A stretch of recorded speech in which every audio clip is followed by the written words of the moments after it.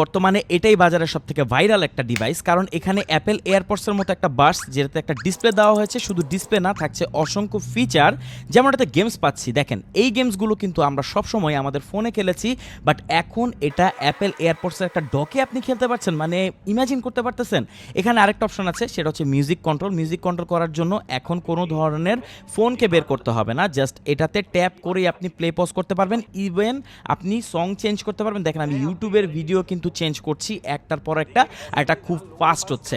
এখানে আরেকটা অপশন আছে যেটা খুবই দরকারি, এটা হচ্ছে ফাইন্ড মাই ফোন। অনেক সময় আমরা আমাদের ফোনটা কোথায় রাখি বুঝতে পারি না, বাট এখানে ট্যাপ করলে ফোনটাতে রিংটোন বেজে উঠবে, সো ফোন কোথায় রেখেছেন ইজিলি আপনি ফাইন্ড আউট করতে পারবেন। আর এখানে যে ডিসপ্লেটি দেওয়া হয়েছে এটা টাচ রেসপন্স, একদম স্মার্টফোনের মতোই, এমন না যে একটা ডিসপ্লেকে জাস্ট চিপকায় দেওয়া হয়েছে। দেখেন এখানে আমি যেই বার্ডসটি বের করব সেটাই কিন্তু দেখাবে যে বের হচ্ছে, মানে এটা রিয়েল টাইম অ্যানিমেশন শো করে, আর এটা কতটা অ্যাকুরেট। এখানে আবার টাইপ সি পোর্ট দেওয়া হয়েছে একদম লেটেস্ট অ্যাপেল এয়ারপডসকে ফলো করার জন্য, এটাতে আবার স্পিকারও আছে। মানে ভাই কি বলবো, সমস্যা একটাই, স্টক খুবই কম, এটাই একটা প্রবলেম।